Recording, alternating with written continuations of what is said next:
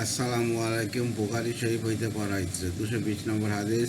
আয়েশা রাদিয়াল্লাহু আনহা বর্ণনা করিয়াছেন, একদা একজন মহিলা নবী করিম সাল্লাল্লাহু আলাইহি সাল্লামের নিকট হাইজের গোসলের নিয়মাবলী জিজ্ঞাসা করিল। নবী করিম সাল্লাল্লাহু আলাইহি সাল্লাম নিয়মাবলী বর্ণনা করিলেন ও বলিলেন, মেষ অথবা তদরূপ কোনো সুগন্ধিযুক্ত তুলা কিংবা কাপড় ইত্যাদি দ্বারা ঘর্ষণ করিয়া পরিচ্ছন্ন হাসিল করিবে।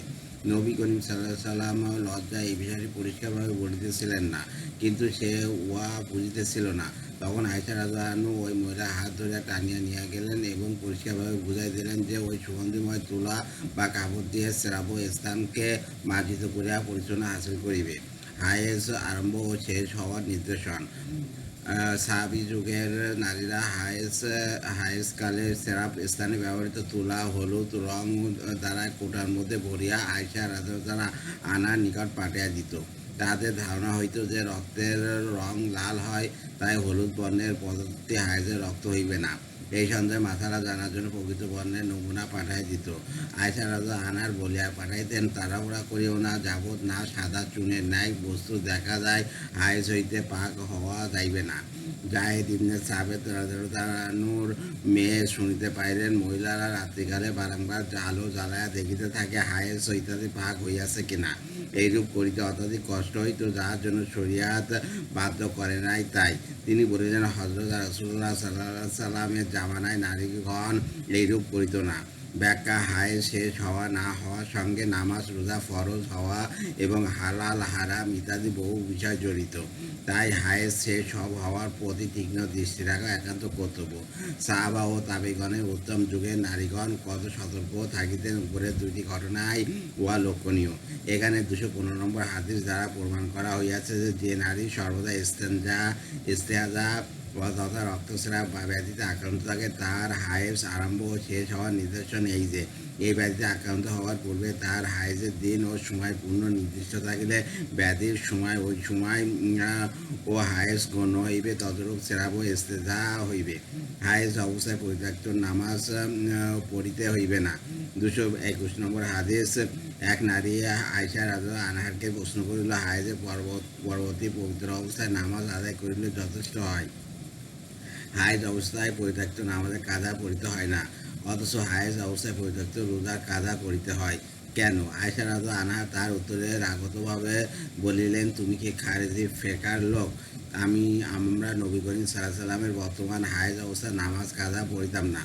তিনি আমাদেরকে ওই নামাজ কাজা পড়ার হুকুম দিতেন না, রোজা কাজা করার হুকুম দিতেন। ব্যাখ্যা: অনেক সময় কোনো বিষয়ে কোরআন বা হাদিসে স্পষ্ট নির্দেশন বিদ্যমান থাকা সত্ত্বেও সেখানে যুক্তি অবতরণ করা হইয়া থাকে।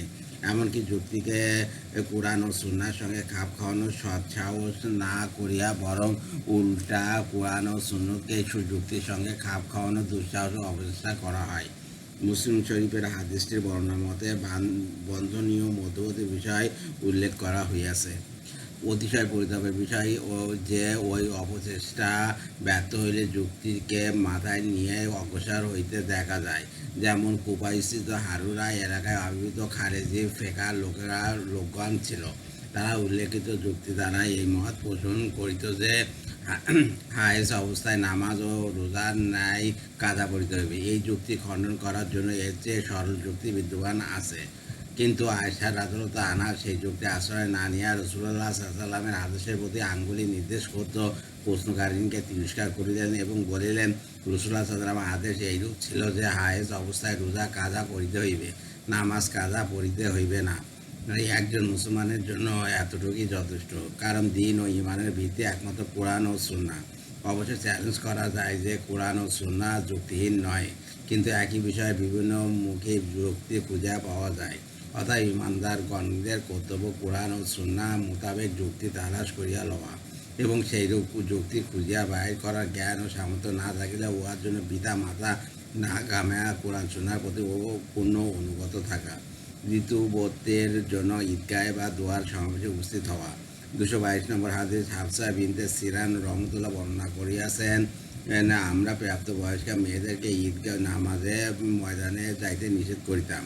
একদা এক মহিলা বর্ষা শহরে আসিয়া বর্ণনা করিল, তাহার ভগ্নিপতি রাসূলুল্লাহ সাল্লাল্লাহু আলাইহি ওয়াসাল্লামের সঙ্গে 12টি জিহাদ করিয়াছিলেন, তার মধ্যে 6টিতে তার ভগ্নীও সঙ্গে ছিলেন। তার ওই ভগ্নী বর্ণনা করিয়াছেন, আমরা জিহাদের সময় আহতদের চিকিৎসা ব্যবস্থা, তত্ত্বাবধান ও রোগীদের সেবা শুশ্রূষা করিতাম। সেই ভগ্নী একদিন রাসূলুল্লাহ সাল্লাল্লাহু আলাইহি ওয়াসাল্লামের নিকট জিজ্ঞাসা করিলেন, আমাদের মধ্যে যার যদি কারোর ওড়না না থাকে তার জন্য ঈদ ইত্যাদি জামাতে না যাওয়াতে কী দোষ আছে? রাসূলুল্লাহ সাল্লাল্লাহু আলাইহি ওয়াসাল্লাম বলিলেন, অন্য কারোর ওড়নার সাহায্যে ইস্তেসকা বা ঈদ ইত্যাদি দোয়া সমাবেশে তার শরীক হওয়া চাই। হাফসা বর্ণনা করেন যে, অথবা বিশিষ্ট মহিলা সাহাবী উম্মে আতিয়া রাদিয়াল্লাহু আনহা আমাদের এখানে আসিলেন। আমি নিজে তাহাকে জিজ্ঞাসা করলাম, আপনি কি নবী করিম সাল্লাল্লাহু আলাইহি ওয়াসাল্লামের নিকট এই বিষয়ে কিছু শুনিয়াছেন? তিনি তার চিরাচরিত স্বভাব অনুযায়ী হযরতের অগাধ শ্রদ্ধা ও আজমত প্রদর্শন করে বলিলেন, প্রাপ্তবয়স্কা পদ্মশীল নারীগণ এমনকি হায়েজ অবস্থায় থাকলেও দোয়া উপলক্ষে বা নেক কাজের জামাতে শরীক হইবে। অবশ্যই ঋতুবতী মহিলারা নামাজের স্তর হইতে পৃথক থাকিবে। হাফসা বলেন, আমি আশ্চর্য হইয়া জিজ্ঞাসা করলাম, ঋতুবতী নারীগণও কি উপস্থিত হইবে? তিনি বললেন, উহাতে আশ্চর্যের কি আছে? আরাফাতের ময়দানে, মুজদালেফা, মিনা ইত্যাদি স্থানে ঋতুবতী নারীরা হজ উপলক্ষে উপস্থিত হইয়া থাকে না? ব্যাখ্যা: রাসূলুল্লাহ সাল্লাল্লাহু আলাইহি ওয়াসাল্লামের জামানায় নারীগণ পর্দার সহিত চাদরে আবৃত হইয়া ঈদ ও ইস্তেসকা ইত্যাদি এমনকি 5 ওয়াক্ত নামাজে জামাতে শরীক উপস্থিত হইতেন। রাসূলুল্লাহ সাল্লাল্লাহু আলাইহি ওয়াসাল্লাম এই বিষয়ে আদেশও করিয়াছেন। রাসূলুল্লাহ সাল্লাল্লাহু আলাইহি ওয়াসাল্লামের জামানায় অনেক রকম বৈশিষ্ট্য ছিল। সেই যুক্তি এই যে, হায়েজের সর্বোচ্চ 10 দিন এবং 2 হায়েজের মধ্যবর্তী সর্বোচ্চ 15 দিন, প্রতি মাসে 10 দিন হায়েজ থাকিলে 50 ওয়াক্ত নামাজ কাজা হয়। 15 দিন 50 ওয়াক্ত নামাজ অতিরিক্ত পড়িতে থাকায় এইরূপ অসাধ্য ব্যাপার বিধান নামাজের কাজা ফরজ হয় নাই। কিন্তু 10টি মাত্র রোজায় 11 মাসের মধ্যে কাজা অতি সহজ, তাই উহার কাজা করার নিয়ম রাখা হইয়াছে। প্রথমত, নরনারী সকলের মধ্যে সততা অতিমাত্রায় বিদ্যমান ছিল, কোনো প্রকার ফিতনার আশঙ্কা হইত না। দ্বিতীয়ত, ওই সময় ওই দরজা খোলা ছিল, নতুন নতুন হুকুম আহকাম নাজিল হইতে থাকিত। ওই সময় শরীয়তের হুকুম আহকামের বহুল প্রচার ও ঘরে বসে শিক্ষা লাভের সুযোগ ছিল না। সেই সময় শিক্ষা ব্যবস্থা একমাত্র কেন্দ্র ছিলেন রাসূলুল্লাহ সাল্লাল্লাহু আলাইহি ওয়াসাল্লাম। তার প্রতিটি কথা, কাজ ইত্যাদি শরীয়ত ছিল। তিনি আপাতমস্তক শরীয়তের নমুনা ছিলেন। বিশেষত ছোট বড় জনসমাবেশে ও অনুষ্ঠানিতে তার প্রতিটি বাক্য শিক্ষা ও শরীয়ত হইত। প্রত্যেক নরনারী ওই সুযোগে দিন শিক্ষা করিত। এই জন্য ঈদ, ইস্তেসকা ইত্যাদি অনুষ্ঠানটিতে নারীদের উপস্থিত আদেশ ছিল। সেই আদেশ নামাজের জামাতে শরীক হইবার উদ্দেশ্যে হইলে হায়েজ অবস্থায় নারীদিগকে উপস্থিত হইতে হইত না, কারণ অথচ তাদের প্রতিও ঈদগাহে উপস্থিত হওয়ার নির্দেশ ছিল। রাসূলুল্লাহ সাল্লাল্লাহু আলাইহি ওয়াসাল্লাম পরে দ্বিতীয় বৈশিষ্ট্য যা এই বিষয়ের আসল হেতু ছিল উহা বাকি থাকে না। প্রথম বৈশিষ্ট্যের দিক দিয়া দিন দিন পরিবর্তন পরিলক্ষিত হইয়া থাকে। এই কারণে সাহাবীগণের যুগে ঈদ ও পাঞ্জেখানা নামাজের জামাতে মহিলাদের যাওয়ার আদেশ ও অবকাশ রহিত পরিগণিত হইয়াছে। উমর রাদিয়াল্লাহু আনহু উহাতে ভীষণ ক্ষুব্ধ হইতেন বলিয়া বুখারী শরীফে বর্ণিত আছে। বিবি আয়েশা রাদিয়াল্লাহু আনহার উক্তি সম্মুখে আসিতেছে, অতিরিক্ত রাসূলুল্লাহ সাল্লাল্লাহু আলাইহি ওয়াসাল্লামের জামানায় নারীগণ সততার প্রতীক ও সাদাসিধা জীবনযাপনের অবস্থা হওয়া সত্ত্বেও নারীদের বাইরে হওয়ার জন্য এত কড়াকড়ি ছিল যে রাসূলুল্লাহ সাল্লাল্লাহু আলাইহি ওয়াসাল্লাম ফরমাইয়াছেন, যখন কোনো নারী মসজিদে উপস্থিত হবে সে সুগন্ধি শুইবে না। মুসলিম শরীফ। অন্য এক হাদিসে আছে, যে নারী মসজিদে আসার সময় সুগন্ধি ব্যবহার করিবে তার নামাজ কবুল হইবে না, যাবৎ সে ফরজ গোসলের ন্যায় বিশেষভাবে উহা ধৌত করে গোসল না করিবে। নাসাই শরীফ। আরও এক হাদিসে আছে, যে নারী সুগন্ধি ব্যবহার করিয়া কোনো জনসমাবেশে সন্নিকটবর্তী হইবে সে ভ্রষ্ট নারী। আবু দাউদ, নাসাই, তিরমিজি শরীফ।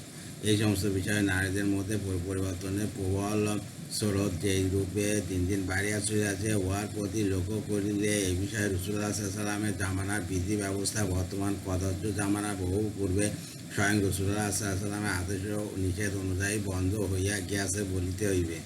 উম্মুল মুমিনিন আয়েশা রাদিয়াল্লাহু আনহার উহারই উল্লেখ করিয়াছেন ও বলিয়াছেন যে, হযরত রাসূলুল্লাহ সাল্লাল্লাহু আলাইহি ওয়াসাল্লামের পর নারীদের মধ্যে যে প্রকার পরিবর্তন সাধিত হইয়াছে, রাসূলুল্লাহ সাল্লাল্লাহু আলাইহি ওয়াসাল্লাম উহা দেখিতে পাইলে নিশ্চয়ই নারীদিগকে মসজিদে যাওয়া কঠোরভাবে নিষেধ করিতেন। বুখারী ও মুসলিম শরীফ।